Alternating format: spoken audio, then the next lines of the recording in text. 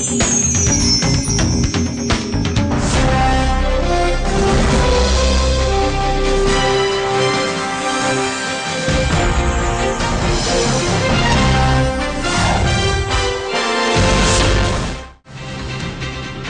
செய்திகள். டெல்லி உயர்நீதிமன்றம் அருகே சூட்கேஸ் வெடிகுண்டு வெடித்து 12 பேர் பலி, 80 பேர் படுகாயம். உள்துறையின் தோல்வியே காரணம் என எதிர்க்கட்சிகள் குற்றச்சாட்டு.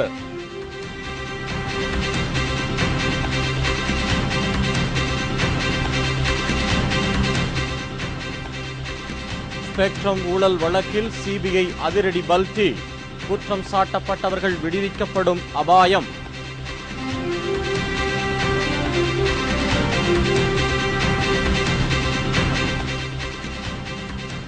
தமது பேட்டி என்று பொய்யாக வெளியிடும் ஊடகங்கள் மீது சட்டப்படி நடவடிக்கை, கேப்டன் விஜயகாந்த் எச்சரிக்கை.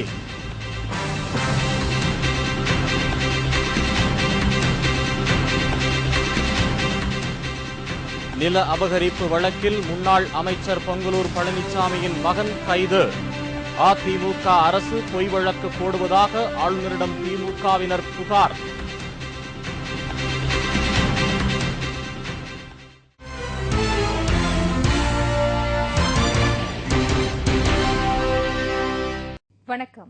வணக்கம். விரிவான செய்திகள்.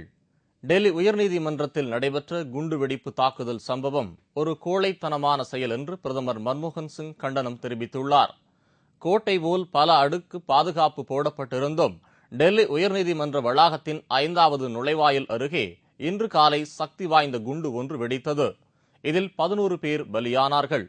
50க்கும் மேற்பட்டவர்கள் படுகாயமடைந்து மருத்துவமனையில் தீவிர சிகிச்சை பெற்று வருகின்றனர்.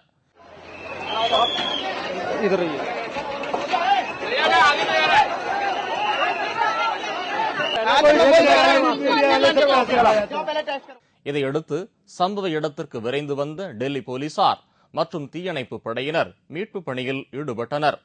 இதில் இந்த குண்டு வெடிப்பிற்கு சூட்கேஸ் பயன்படுத்தப்பட்டிருப்பது கண்டுபிடிக்கப்பட்டது.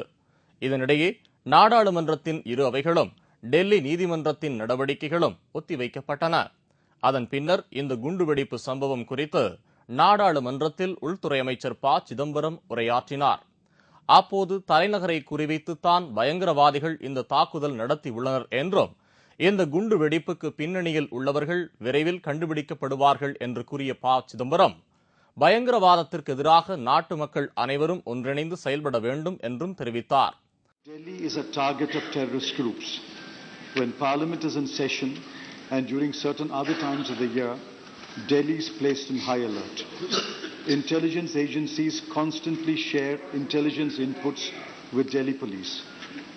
Intelligence pertaining to threats emanating from certain groups was shared with Delhi police in July 2011. At this stage, it is not possible to identify the group that caused the bomb blast today. இதனிடையே அரசுமுறை பயணமாக பங்களாதேஷ் சென்றுள்ள பிரதமர் மன்மோகன் சிங் இந்த தாக்குதல் ஒரு கோழைத்தனமான செயல் என்றும் இதுபோன்ற நேரங்களில் நாட்டு மக்கள் அனைவரும் ஒற்றுமையுடன் செயல்பட வேண்டும் என்றும் கூறியுள்ளார். I've just heard this sad news from Delhi about the bomb blast. I'm told 10 people have perished. My heart goes out to the bereaved families, and to those who are injured, I convey my very best wishes. This is a cowardly act of a terrorist nature. We will deal with it. We will never succumb to the pressure of terrorism. And this is a long war in which all political parties, all the people of India have to stand united so that the scourge of terrorism is crushed.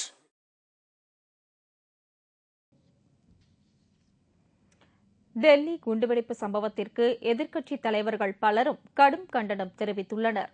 குண்டுவெடிப்பு குறித்து கருத்து தெரிவித்த பாரதிய ஜனதா கட்சியின் மூத்த தலைவர் எல்.கே. அத்வானி, டெல்லி உயர்நீதிமன்றத்தில் நிகழ்ந்த குண்டுவெடிப்பு சம்பவம் தனக்கு மிகுந்த அதிர்ச்சி அளிப்பதாகவும் இந்த குண்டுவெடிப்பு சம்பவத்தை தான் கண்டிப்பதாகவும் கூறினார்.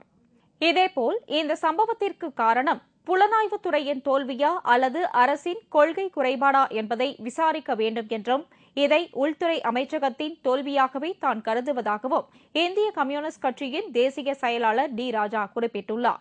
Should be condemned in all possible terms. While condemning this, we will have to probe how such a thing could happen again and again. Mumbai, we used to have bomb blasts. Now in Delhi, the bomb blasts are taking place. Government should come out with a thorough probe, and government should share its information, what went wrong, whether it was failure of intelligence. இந்த குண்டுவெடிப்பு சம்பவம் குறித்து கருத்து தெரிவித்த பாஜக தலைவர் நிதின் கட்கரி, தீவிரவாதத்தை கட்டுப்படுத்துவதில் மத்திய அரசு தோல்விக்கு மேல் தோல்வியை சந்தித்து வருவதாக கூறினார். ये दुर्भाग्य का विषय है कि एक के बाद एक हादसे होने के बाद इसको रोकने में सरकार को पूरी तरह से विफलता आई है और इसलिए सरकार अब आतंकवाद का सामना जिस प्रकार से करना चाहिए ऐसी जनता की उम्मीद थी, उसमें सरकार को सफलता हासिल होने के बजाय लगातार ये घटनाएं बढ़ रही है. सरकार का फेल्यूर है. இதனிடையே இந்த குண்டுவெடிப்பில் பலியானவர்களின் குடும்பங்களுக்கு தலா 4 லட்சம் ரூபாயும், காயமடைந்தவர்களுக்கு தலா 2 லட்சம் ரூபாயும் இழப்பீடு வழங்குவதாக டெல்லி அரசு அறிவித்துள்ளது. இதேபோல் குண்டுவெடிப்பில் பலியானவர்களுக்கு தலா 2 லட்சம் ரூபாயும், காயமடைந்தவர்களுக்கு 1 லட்சம் ரூபாயும் இழப்பீடாக வழங்குவதாக மத்திய அரசு அறிவித்துள்ளது. டெல்லி குண்டுவெடிப்பு சம்பவத்திற்கு ஹர்கத் உல் ஜிகாதி என்ற பயங்கரவாத அமைப்பு பொறுப்பேற்றுள்ளது.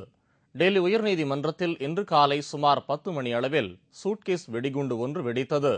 அதைத் தொடர்ந்து சம்பவ இடத்திற்கு தேசிய பாதுகாப்பு படையினர், புலனாய்வுத் துறையினர் அங்கு விரைந்து தடயங்களை சேகரித்து ஆய்வுக்கு அனுப்பினர். இந்நிலையில் அந்த குண்டுவெடிப்பில் தொடர்புடைய 2 தீவிரவாதிகளின் படத்தை தற்போது டெல்லி போலீசார் வெளியிட்டுள்ளனர். அதில் சுமார் 20 மற்றும் 50 ஆகிய வயதுகளுடைய 2 நபர்களின் மாதிரி படங்கள் இடம்பெற்றுள்ளன. இந்த குண்டுவெடிப்பு சம்பவத்திற்கு ஹர்கத் உல் ஜிகாதி என்ற பயங்கரவாத அமைப்பு பொறுப்பேற்றுள்ளது.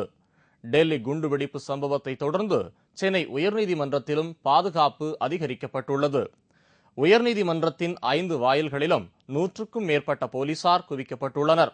இதேபோல் சென்னை விமான நிலையம், சென்ட்ரல் ரயில் நிலையம் உள்ளிட்ட இடங்களிலும் பாதுகாப்பு அதிகரிக்கப்பட்டுள்ளது.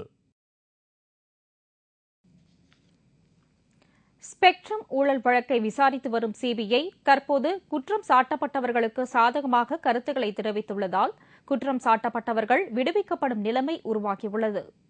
2G ஸ்பெக்ட்ரம் வழக்கில் 200 கோடி ரூபாயை டிபி ரியாலிட்டி நிறுவனர் சாஹித் பல்வாவிடம் இருந்து கலைஞர் டிவி பெற்றதாக சிபிஐ குற்றம் சாட்டியது.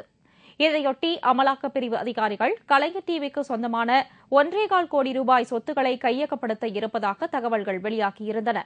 கலைஞர் டிவி பெற்றது கடன் தானே தவிர கையூட்டு அல்ல என்று வாதிட்டு வரும் கனிமொழியின் வாதத்திற்கு வலு சேர்க்கும் விதத்தில் இந்த நடவடிக்கை அமைந்துள்ளது. ஏற்கனவே இந்த வழக்கில் குற்றம் சாட்டப்பட்டுள்ள தயாநிதி மாறன் ஏர்செல் நிறுவன அதிபர் சிவசங்கரனை மிரட்டி பணிய வைத்து ஏர்செல் நிறுவனத்தை மலேசியாவை சேர்ந்த அனந்த கிருஷ்ணனுக்கு விற்றதாக குற்றம் சாட்டப்பட்டது. இப்போது கதை மாறிவிட்டது. தயாநிதி மாறன் மிரட்டி பணிய வைத்ததற்கான ஆதாரங்கள் எதுவும் இல்லை என்று சிபிஐ தற்போது கூறியுள்ளது. தயாநிதி மாறனுக்கு எதிராக சிபிஐ நேர்மையான முறையில் விசாரணை நடத்தவில்லை என்று மூத்த வழக்கறிஞர் பிரசாந்த் பூஷன் குற்றம் சாட்டியுள்ளார். அது மட்டுமல்லாமல் இதுகுறித்து மீண்டும் விசாரணை நடத்தப்பட வேண்டும் என்று உச்சநீதிமன்றத்தில் மனு ஒன்றையும் அவர் தாக்கல் செய்துள்ளார். ஸ்பெக்ட்ரம் வழக்கில் கைது செய்யப்பட்டு திஹார் சிறையில் அடைக்கப்பட்டுள்ள ராஜா, கனிமொழி உள்ளிட்ட 15 பேர் மீதான விசாரணையும் விரைவில் முடிவிற்கு வர உள்ளது. இந்த விசாரணை முடிந்துவிட்டால் சிறையில் இருக்கும் 15 பேரும் ஜாமீன் மனு தாக்கல் செய்யலாம் என்று தெரிவிக்கப்பட்டுள்ளது. பெரும்பாலான முக்கிய விஷயங்களில் சிபிஐ திடீரென பல்டி அடித்துள்ளதால் கனிமொழி, ராஜா, சரத்குமார் ரெட்டி ஆகியோர் விரைவில் ஜாமீனில் வெளிவருவதற்கான வாய்ப்புகள் அதிகரித்து இருப்பதாக கூறப்படுகிறது. தாம் பேசுவது போல பொய்யான செய்திகளை சில இணையதளங்கள் வெளியிட்டு வருவது கண்டனத்திற்குரியது என்று கேப்டன் விஜயகாந்த் கூறியிருக்கிறார். இது தொடர்பாக இன்று பேட்டியளித்த தேமுதிக நிறுவன தலைவரும் சட்டமன்ற எதிர்க்கட்சித் தலைவருமான கேப்டன் விஜயகாந்த் சமீப காலமாக பேஸ்புக் மற்றும் ட்விட்டர், FM ரேடியோ போன்ற ஊடகங்களில் தாம் பேசுவது போன்று பொய்யான நிகழ்ச்சிகள் ஒளிபரப்பப்பட்டு வருவதாக தனது கவனத்திற்கு வந்துள்ளது என்று தெரிவித்துள்ளார்.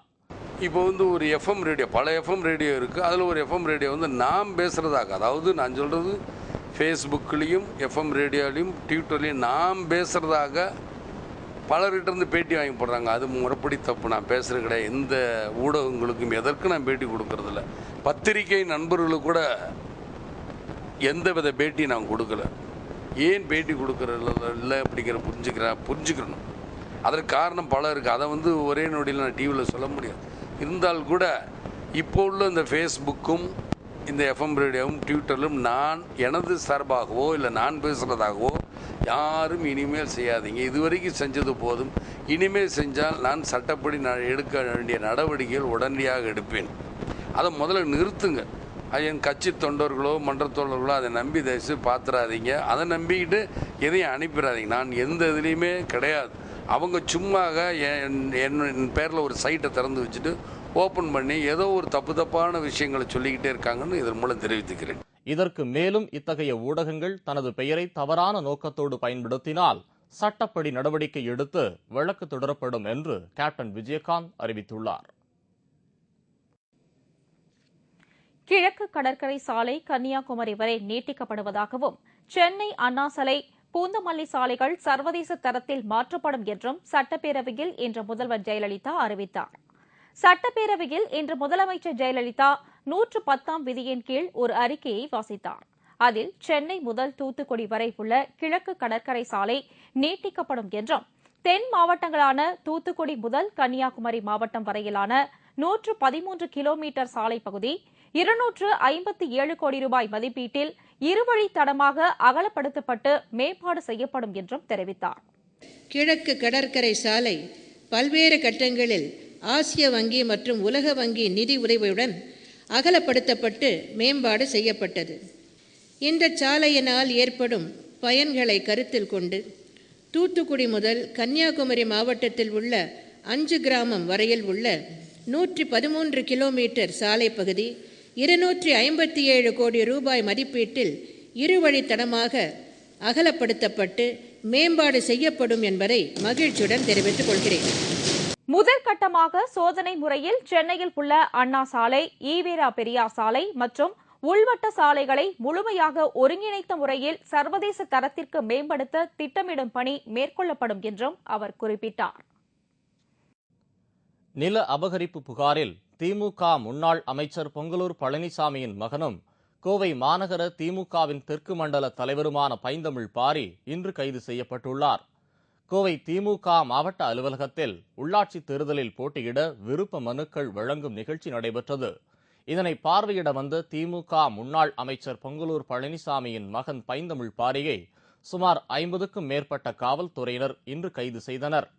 அவினாசி பாளையத்தை சேர்ந்த வெங்கடேசன் என்பவரின் நிலத்தை அபகரித்ததாக பைந்தமிழ் பாரி மீது புகார் தெரிவிக்கப்பட்டுள்ளது. இதனிடையே கடந்த 2 நாட்களுக்கு முன்பு வேறு ஒரு நில அபகரிப்பு வழக்கில் அவரது தந்தை பொங்கலூர் பழனிசாமி முன்ஜாமீன் பெற்றிருப்பது குறிப்பிடத்தக்கது. இந்நிலையில் தமிழ்நாட்டில் திமுகவினர் மீது அதிமுக அரசு பொய் வழக்குகள் போட்டு பழிவாங்கி வருவதாக திமுக சட்டமன்ற உறுப்பினர்கள் தமிழக ஆளுநரிடம் இன்று புகார் மனு கொடுத்தனர். கடந்த திமுக ஆட்சியில் நடைபெற்ற நில ஆக்கிரமிப்பு உள்ளிட்ட பல்வேறு குற்றங்கள் தற்போது வெளிச்சத்திற்கு வந்துள்ளது. இதனால் திமுகவை சேர்ந்த பல முக்கிய புள்ளிகள் கைது செய்யப்பட்டு சிறையில் அடைக்கப்பட்டுள்ளனர். இந்த கைது நடவடிக்கைக்கு எதிர்ப்பு தெரிவித்துள்ள திமுகவினர் தங்களது நாடாளுமன்ற உறுப்பினர்கள் மூலம் குடியரசுத் தலைவரிடம் புகார் மனு நேற்று கொடுத்தனர். அதனைத் தொடர்ந்து இன்று திமுக சட்டமன்ற உறுப்பினர்கள் தமிழ்நாட்டின் புதிய ஆளுநர் ரோசையாவிடம் இதே கருத்தை வலியுறுத்தி புகார் மனு கொடுத்தனர். புகார் மனுவை பெற்றுக்கொண்ட ஆளுநர் இதுகுறித்து நடவடிக்கை எடுப்பதாக கூறினார் என்று திமுகவினர் செய்தியாளரிடம் தெரிவித்தனர். ராஜீவ்காந்தி கொலை வழக்கில் ஆயுள் கைதியாக உள்ள நளினி சென்னை புழல் சிறையில் இருந்து வேலூர் சிறைக்கு மாற்றப்பட்டுள்ளார். ராஜீவ் கொலை வழக்கில் நளினிக்கு விதிக்கப்பட்ட தூக்கு தண்டனை ஆயுள் தண்டனையாக குறைக்கப்பட்டது. அதைத் தொடர்ந்து சில மாதங்களுக்கு முன்பு வேலூர் சிறையில் இருந்து சென்னை புழல் சிறைக்கு மாற்றப்பட்டார்.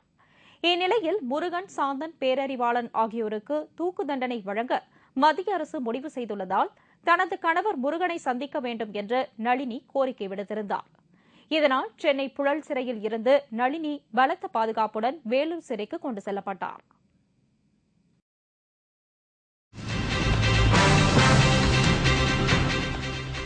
அறிவாலயத்திலும் கருணாநிதி வீட்டின் பின்புறமும் ஆக்கிரமிப்பு செய்யப்பட்டுள்ள நிலங்கள் விரைவில் மீட்கப்படும்.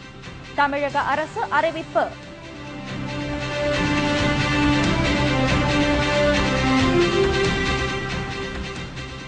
உள்ளாட்சி தேர்தலில் போட்டியிட தேமுதிகவினர் பேரார்வம், தலைமைக் கழகம் விழா கோலம் மற்றும் பல செய்திகள் விளம்பர இடைவேளைக்கு பிறகு.